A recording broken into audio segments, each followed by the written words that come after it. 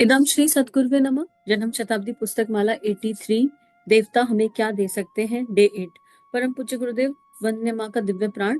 और परम पूज्य गुरुदेव हमें बहुत क्रिस्टल क्लियर स्टेप्स दे रहे हैं। और कल हम हंसते हुए यही कह रहे थे कि परम पूज्य गुरुदेव एकदम सीधी बात करते हैं, साफ बात करते हैं, नो बकवास, साफ सीधी बात। तो वो कह रहे हैं कि आप अपने आप को कितना भी बहला सकते हो, आपकी मनोकामनाएं, आपकी भावनाएं जब तक अवैज्ञानिक हैं, जब तक उनका कोई तर्क नहीं है, वो निभेंगी नहीं। मन में भाव आ गया, लेकिन उस भाव से कोई विचार या कोई कर्म नहीं बना, तो उस भाव की कोई कीमत नहीं है, क्योंकि वो केवल भाव बनकर रह गया। तो गुरुदेव ये कह रहे हैं कि जो सबसे अच्छा व्यवसाय है वो क्या है? सबसे अच्छा व्यवसाय है अध्यात्म को आधार बनाकर, अपनी आत्मा के निकट आकर और फिर संसार में जीवन यापन करना। हम क्या करते हैं? मोस्टली संसार के बीच में अध्यात्म को जीने का प्रयास करते हैं। यानी इसका अर्थ यह है कि हम देह भाव में रहकर थोड़ा समय आत्म भाव के लिए निकालने का प्रयास करते हैं, और उसमें पूर्णता प्राप्त नहीं होती। आइडली जो रहने का तरीका होना चाहिए वो ये है कि हम आत्म भाव में स्थित रहें और फिर देह का लालन पालन जितनी देह की आवश्यकता है उस हिसाब से करें। पर हम रिवर्स साइकोलॉजी पर चल रहे हैं। और इसी क्रम में गुरुदेव कह रहे थे कि आप काम सारे करो, पर हम काम को एग्रेशन से करते हैं, मतलब अपने पैशन को अग्रेशन से फॉलो करते हैं, इसलिए आउटपुट नहीं आते। अगर हम अपने पैशन को कंपैशन से फॉलो करें तो हमें पूर्ण आउटपुट मिलेंगे और हमारे जीवन में कोई कमी नहीं होगी।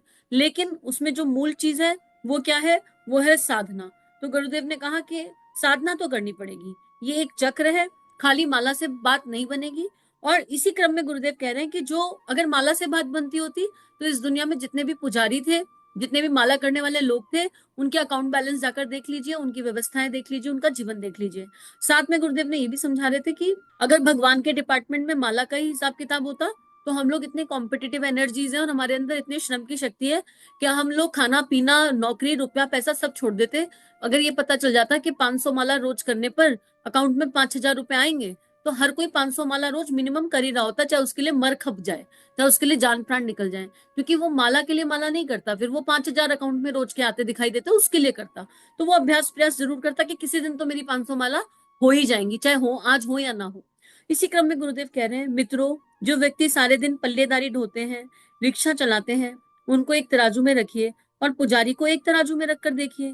देखिए साहब, क्या बात है, आप सिनेमा भी देखते हैं, सिगरेट भी पीते हैं, दिन में 6 कप चाय भी पी जाते हैं। कौन है आप रिक्शा वाले हैं और आप पुजारी जी हैं। अरे सिनेमा देखते हैं? नहीं साहब, सिनेमा हमारे भाग्य में कहाँ से आया? जाने का मन होता है, मन तो होता है, पर हम पुजारी हैं, हम कैसे जा सकते हैं? आपकी ये बात सब तराजू में तोलते हैं तो आपको मालूम पड़ता है ना रिक्शे वाले का, ना रिक्शा वाला फायदे में है और ना पुजारी जी। क्या बात, आप समझते नहीं, गलत फहमी को क्यों दबाए बैठे हैं? गलत फहमी सारी हटा दीजिए। मैं आपसे प्रार्थना करता हूँ कि अगर आपके मन में यह गलत फहमी है कि भजन और माला के फलस्वरूप सिद्धि मिल जाएगी, तो आप इसे निकाल दीजिए। ऐसी कोई सिद्धि इस संसार में, इस ब्रह्मांड में नहीं है। तो क्या करें? मैं एक चीज आप और शामिल कर लें, इसमें एक चीज आप और शामिल कर लें। जो भी साधना आप करते हैं उसमें एक चीज जोड़ लीजिए। क्या शामिल करना चाहिए? स्कूल में पढ़ाई करें और पढ़ाई के बाद नौकरी करें। नहीं साहब, पढ़ाई के साथ ही नौकरी मिल जाए तो अच्छा है। अच्छा बेटे, तू स्कूल जाएगा? हाँ साहब, लेकिन पढ़ाई करनी पड़ेगी। गुरुजी, मुझे यह नहीं पता था। अच्छा, तो अब हम बता देते हैं। क्या कलम पकड़ने के साथ साथ पढ़ाई भी करनी पड़ेगी? गुरुजी, हम तो यह जानते थे कि जिसके हाथ में कलम होती है वह पीएचडी हो जाता है। बेटे, कलम से पीएचडी होता है, तेरी यह बात सही है, पर हमारी भी एक बात क्यों शामिल नहीं करता कि कलम के साथ साथ में अध्ययन भी करना और लिखना भी चाहिए। थीसिस लिखने की कीमत होती है और होनी भी चाहिए। पर हम पूछे गुरुदेव, हमें हर तरह का एग्जाम्पल देकर बस ये समझाना चाह रहे हैं कि अगर हम कर्मकांड की ऊर्जाओं में उलझे रहे, अगर हम नंबर ऑफ माला में उलझे रहे, हमने कितने अनुष्ठान कर लिए, कितनी साधनाएं कर ली, इस काउंट में ही पड़े रहे, तो हम अपना आध्यात्मिक उत्थान नहीं कर पाएंगे और हमारी हालत उन पंडे पुजारियों जैसी हो जाएगी जो दिन भर रहते तो मंदिर में पर उनका देह मन भाव चित्त मंदिर नहीं बन पाया। हमारी हालत, देखने में हम रिक्शा वाले नहीं होंगे पर हमारी हालत रिक्शा वालों जैसी हो जाएगी। यहाँ कोई काम छोटा या बड़ा नहीं है, हर वो इंसान रिक्शा वाला है जो रिक्शा भले ही ना चलाए पर उसकी हरकतें वही हो। हर कोई इंसान रिक्शा वाला है। क्या होता है, दिन रिक्शा वाले को देखो तो वो ज्यादा मेहनत कर रहा है, अगर मेहनत और श्रम की दृष्टि से देखो, लेकिन वो जो संस्कार पड़े हुए हैं, तो अगर हम भी सिगरेट पी रहे हैं, हम भी बिना बात की चाय पी रहे हैं, हम भी एक डिसबैलेंस रूटीन जी रहे हैं जिसका कोई हिसाब नहीं है, तो हमको अपने आप को चेक करने की आवश्यकता है। परम पूज्य गुरुदेव किसी भी तरह से हमें इन मिथ्या इमेजिनेशन से बाहर निकालना चाहते हैं और कह रहे हैं कि कलम पकड़ना, कलम ठीक है कि कलम बहुत महत्वपूर्ण है, पर क्या ये महत्वपूर्ण नहीं है कि कलम किसके हाथ में है? क्या ये महत्वपूर्ण नहीं है? कलम मीरा के हाथ में थी, कलम कबीर के हाथ में थी, कलम परम पूज्य गुरुदेव के हाथ में आई, कलम विवेकानंद के हाथ में आई, तो कैसा साहित्य लिखा गया। पर यही कलम अगर किसी वासना पूरित के हाथ में आ जाए तो क्या लिखा जाता है। यही कलम, देखो कितनी सारी मूवीज बनी है, कोई तो उन्हें लिखता है। कलम किस हाथ में ये मैटर करता है, उससे ज्यादा मैटर ये करता है कि जिस हाथ में उस वो चित्त कैसा है, वहां पर भावनाएं कैसी हैं, वहां पर विचारणाएं कैसी हैं, वहां सद्भावना है कि नहीं, वहां केवल अपना उल्लू सीधा करने की बात तो नहीं है, प्रतिभा है पर उसका मिसयूज तो नहीं किया। तो यही बात गुरुदेव करा रहे हैं, समझा रहे हैं, और एक बार से नहीं समझा रहे, पूरे 100 जन्म शताब्दी इसी क्रम में है। आज हम 83 नंबर पढ़ रहे हैं, पर ऑल ओवर गुरुदेव हर जगह यही कह रहे हैं और हम लोग समझ नहीं पा रहे, इसलिए गुरुदेव को अलग अलग तरीके से इस बात को रिपीट करना पड़ता है। अगर आपको ये सुनकर लग रहा हो कि यही बात रिपीट हो रही है, तो अपने आप को नंबर देके देख लीजिए कि गुरुदेव ने कितनी बार बताया और हमारे पैरामीटर्स क्या है। क्या हम सुबह ब्रह्म मुहूर्त में उठने लगे हैं? क्या हमारा आहार अच्छा हो गया है? क्या हमने सत्य की राह पर चलना शुरू कर दिया? हम इंटीग्रिटी का जीवन जी रहे हैं? क्या हमारे अंदर से लोभ पूरी तरह खत्म हो गया है? क्या हम श्री भाव में स्थित हो गए हैं? क्या हम मैं मेरा की एनर्जी से बाहर आ चुके हैं? बहुत सारे पैरामीटर हैं। क्या अब हम सहजता से सबको प्रेम दे सकते हैं? सबके लिए प्रेम अपने हृदय में अनुभव कर सकते हैं? हमारे मन से सारे मैल निकल गए हैं? हमें अपने आप से पूछने की आवश्यकता है। परम पूज्य गुरुदेव ने बहुत सारे सूत्र दिए। हमारी दोष दृष्टि खत्म हो गई, हम धारणाओं से मुक्त हुए या नहीं? अगर नहीं हुए तो हम कुछ करें ना करें, बार बार पढ़ते रहें, बार बार पढ़ते रहें, बार बार सुनते रहें, बार बार सुनते रहें। जब कोई मूर्ति बनती है तो पत्थर पर जो पहली चोट होती है उसका भी असर होता है, बराबर असर होता है, और जो लास्ट चोट होती है उससे मूर्ति बनी दिखाई देती है। परम पूज्य गुरुदेव की ये जो लेखनी है, ये जो प्रेम है उनका, ये एक तरह से वही है कि हम पत्थर हैं, हमारी देह पर अनंत जन्मों के पत्थर जैसे जिद्दी संस्कार टिके हुए हैं। और अगर हम गुरु शरण में बैठकर नियमित उपासना, साधना, आराधना, स्वाध्याय करते रहेंगे तो कभी ना कभी इस पत्थर को इतनी चोट लगेगी कि देह में ही नारायण यानी देह में ही मूर्ति का जन्म अपने आप हो जाएगा। एक दिव्य मूर्ति निखर करके आ जाएगी और मूर्ति भीतर से निकल कर आएगी। ये बात पहली बार पहले भी आई है एक बार कि किसी पत्थर में से मूर्ति बनानी होती है तो पत्थर में जो अवांछनीयता होती है उसे हटाना पड़ता है, बाहर से लाकर कुछ लगाया नहीं जाता है। आप इमेजिन करो, एक बहुत बड़ी चट्टान है और जो मूर्तिकार होता है वो बाहर से कुछ लाकर नहीं लगाता है, ना कोई सीमेंट लगा रहा है, ना कोई गारा लगा रहा है, कुछ नहीं लगा रहा है। कलरिंग कर रहा है अलग बात है, लेकिन बेसिक मटेरियल नहीं लगा रहा है, केवल छटनी कर रहा है। तो ऐसे ही परम पूज्य गुरुदेव हम लोगों की छटनी कर रहे हैं। और जब हमारे कुसंस्कारों की छटनी होती चली जाएगी, अवांछनीयता निकलती चली जाएगी, तो एक दिव्य मूर्ति अपने आप प्रकट हो जाएगी। हमें कहना मानना पड़ेगा। गुरुदेव कह रहे हैं मात्र क्रिया से परिणाम नहीं मिलने वाला है। गुरुजी ये तो आपने बहुत झलमेले में डाल दिया। हाँ बेटे, झगड़ा तो था ही, तू क्या समझता है? हम तो ये समझते थे कि सब प्रारंभिक वस्तुएं हैं और इन्हीं से सफलता मिल जाती है। मसलन आपके हाथ में छेनी और हथौड़ी दे दें और कहें कि इस पत्थर के टुकड़े को ले जाइए, इसमें से आप एक मूर्ति बना दीजिए। देखो कितनी कृपा इस पल अनुभव हो रही है। बिल्कुल नहीं पता था कि अगले पेज पर गुरुदेव ये बात लिखने वाले हैं। एक आइडिया नहीं था, क्योंकि आप लोग के साथ साथ पढ़ रहे हैं, हम लोग सब साथ में कर रहे हैं, और यही एग्जाम्पल आया तो ऐसे अंतःकरण ऐसा लग रहा है कि गुरुदेव तो साक्षात चल रहे हैं साथ में, माँ साक्षात साथ में चल रही है। हमें विचार करने की आवश्यकता है कि हम कितना समर्पण कर पा रहे हैं। मूर्ति कितने रुपए की होती है बेटे? बहुत कीमती होती है। हमने जयपुर से एक मूर्ति मंगाई, वह 3,000 रुपए में आई। इसमें कितना रुपए का पत्थर लगा होगा? मैं सोचता हूँ कोई 50 रुपए का पत्थर लगा होगा। आप 50 रुपए का पत्थर ले लीजिए और छेनी हथौड़ा ले जाइए, घिसने के लिए रेती ले जाइए और मूर्ति बना करके लाइए। आपको तो पत्थर ही नहीं दिखाई पड़ा और ऊपर से छेनी और हथौड़ा भी तोड़ डाली। आप अपनी उंगलियों पर भी पट्टी बांध रहे हैं। आपने तो बताया था कि हम मूर्ति बनाएंगे, तो क्या बन गई मूर्ति? कहाँ बनी गुरुजी? छेनी भी टूट गई, हथौड़ी भी टूट गई और हमारी उंगलियों में चोट भी लग गई। बेटे मूर्ति कहाँ गई? उसका क्या हुआ? 3,000 की मूर्ति तो मिली नहीं। मिलती भी कैसे? मूर्ति कला का जो अभ्यास है वह अलग है। मित्रों, यह क्या है? यह एक टेक्निक है। कितनी खूबसूरती से गुरुदेव बता रहे हैं कि हर कोई मूर्ति नहीं कर सकता।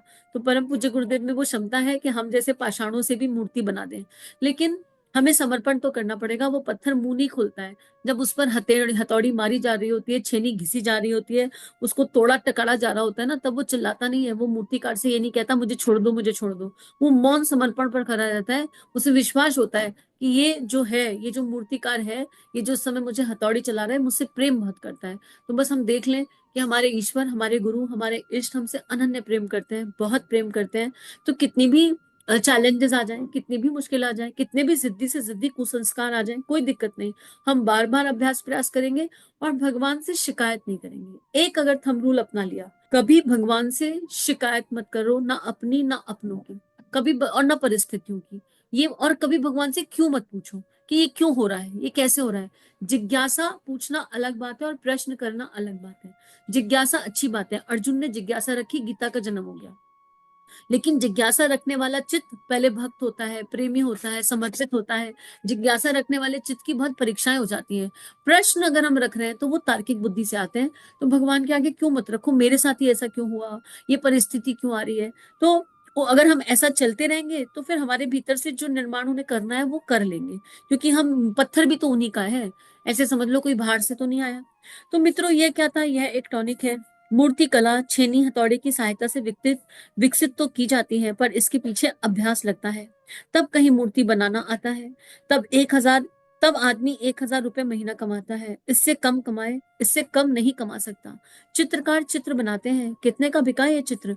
बहुत दाम में बिका। हम अखंड ज्योति के कवर पेज का डिजाइन बनवाते हैं, इसके लिए हमें 500 देने पड़ते हैं। चित्रकार 2 दिन में बना देता है। गुरुजी, ये तो बहुत अच्छा धंधा है। एक दिन में एक चित्र बनाने का 250 रुपए रोज कमाता है।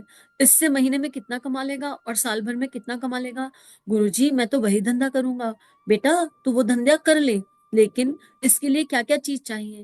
कागज चाहिए, रंग चाहिए, ब्रश चाहिए। लीजिए, बनाइए चित्र। किसके लिए बनाए? हमारी अखंड ज्योति के लिए बनाइए। गुरुजी, आप तो 500 रुपए वैसे ही दे देंगे। देखिए, चित्र बनाकर लाया हूँ। बेटे, ये तूने क्या बनाया है? तूने तो हमारा कागज भी बर्बाद कर दिया, रंग भी खराब कर दिया, और ऐसी आड़ी तिरछी टेढ़ी मेढ़ी लकीरें बनाकर लाया है। नहीं बेटे, लकीरें नहीं बनानी चाहिए।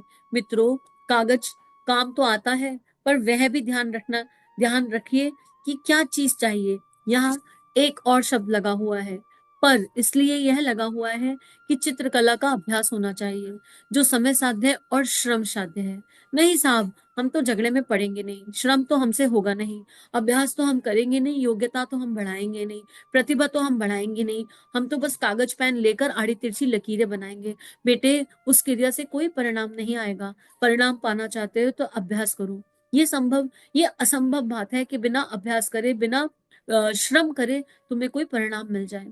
आप अपनी कल्पनाओं को अपने पास रख सकते हो। आप इस असंभव के पीछे भागेंगे तो आपको हैरानी के सिवाय, परेशानी के सिवाय, खींचने के सिवाय, निराशा के सिवाय कुछ भी हाथ नहीं आएगा। अब तक आप निराश हैं तो आगे भविष्य में अगर आपका यही सिद्धांत रहा तो मैं आपको श्राप देता हूँ कि भविष्य में आपको हमेशा निराशा ही हाथ लगेगी और कभी आपको सफलता प्राप्त नहीं होगी। शायद परम पूज्य गुरुदेव की इतने प्रवचन पढ़ने के बाद और इतनी सारी किताबें गुरु कृपा से पढ़ने के बाद ये कोई पहली किताब है जिसमें परम पूज्य गुरुदेव ने ये शब्द लिखा है जो पीड़ा से उठकर आया है कि मैं आपको श्राप देता हूँ। पता है, इस श्राप के पीछे भी प्रेम प्रेम छुपा है। लेकिन सोचिए गुरुदेव को कितनी दर्द और कितनी पीड़ा हुई होगी ये शब्द लिखते हुए। क्यों दे रहे हैं श्राप? इसलिए दे रहे हैं कि उन्हें पता है कि अपना भी नुकसान करेंगे और समाज का भी नुकसान करेंगे। और भगवान बुद्ध की वो स्टोरी याद कर लीजिए। भगवान बुद्ध एक बार गए एक जगह, और एक गांव में उन्होंने सब लोगों ने उनका खूब सत्कार किया। मतलब सत्कार मतलब सम्मान किया और सत्संग में इंटरेस्ट लिया, और बहुत दैवीय लोग थे, पूरी टोली का बहुत ध्यान रखा। भगवान बुद्ध जब जाने लगे तो उन्होंने कहा बिखर जाओ, ऐसा आशीर्वाद दिया। दूसरे गांव में गए तो लोगों ने बहुत ही गंदगी मचाई, इतना परेशान करके रखा। और भगवान बुद्ध ने कहा यही स्थिर रहो। तो उनके शिष्य को बहुत अजीब लगा कि जो लोग इतने अच्छे थे उन्हें कह दिया बिखर जाओ, और जो लोग बुरे थे उनको कह दिया स्थिर हो जाओ। तो भगवान ने समझाया, क्या समझाया? भगवान ने कहा जो अच्छे लोग हैं जब वो समाज में फैलेंगे तो अच्छाई फैलेगी, पर ये जो बुरे लोग हैं अगर ये समाज में फैले तो बुराई फैलेगी। तो परम पूज्य गुरुदेव जब ये श्राप दे रहे हैं तो वो यही कह रहे हैं कि ऐसे लोग जो ना श्रम कर सकते हैं, श्रम कर सकते हैं, ना समय अपना अच्छी चीजों में लगा सकते हैं, और जो प्रतिभाएं इन्हें मिली उससे समाज का कचरा ही करेंगे केवल, या फिर समाज का नुकसान करेंगे, पंच तत्वों का नुकसान करेंगे, पेपर पेन का नुकसान करेंगे, जो भी जिस भी चीज में हम एफर्ट लगा रहे हैं उसका नुकसान करेंगे। ऐसे लोगों को श्राप ही दे दो कि भाई तुम कुछ आउटपुट ही मत लेकर आओ। तो हमको अब जागने की आवश्यकता है। अगर हम भगवान के अनुदान चाहते हैं, देवता हमें क्या दे सकते हैं, और उसके पहले हमने पढ़ा भगवान के अनुदान, तो हमको अब ये देखना होगा कि हम कहाँ कहाँ और कितने कंफर्ट जोन में जीवन जी रहे हैं, हम कितना अवेयर जीवन जी रहे हैं। गुरुदेव कुछ नहीं सिखा रहे, गुरुदेव अवेयरनेस सिखा रहे हैं। और ये अवेयरनेस ऐसी चीज है कि जो कोई हमें किराए पे नहीं मिल सकती, उधारी पर नहीं मिल सकती। हमको खुद ही जागना पड़ेगा, और कोई अपनी रोटी आप खानी पड़ेगी। माँ मुंह में कौर रख सकती है, पर उसको चबाना और उसको पचाना देह का ही काम है। देह के अंदर जो सिस्टम है उसी का काम है। तो परम पूज्य गुरुदेव रूपी माँ हमारे अंतःकरण में, हमारे भावनाओं में, हमारे विचारों में दिव्य ऊर्जा रख सकते हैं, दिव्य प्राण रख सकते हैं, माँ गायत्री को रख सकते हैं, पर उनको फील करना, उनको धारण करना, इसके लिए हमको अभ्यास करना पड़ेगा, श्रम करना पड़ेगा। और आज का स्वाध्याय इसी के साथ गुरु चरणों में अर्पित समर्पित। सभी अपना ध्यान रखिए। इदम श्री सद्गुरुवे नमः। सभी को प्रणाम। श्री प्रिया काउंसलिंग चैनल और देव परिवार चैनल पर जो वीडियोस आपको मिल रहे हैं, अगर ये आपके जीवन को बदल रहे हैं तो ये केवल गुरु कृपा है। आइए इस गुरु कृपा को विश्वव्यापी बनाए। जो भी लिंक आप सुनते हैं, आपको जो भी लिंक अच्छे लगते हैं, उनको अपने व्हाट्सएप स्टेटस, फेसबुक स्टेटस, सारे सोशल नेटवर्किंग साइट्स पर लगाइए। इस टेक्नोलॉजी के माध्यम से आइए ऋषियों की, संतों की लेखनी को विश्वव्यापी बनाते हैं। जय हिंद, जय भारत। इदम श्री सद्गुरुवे नमः।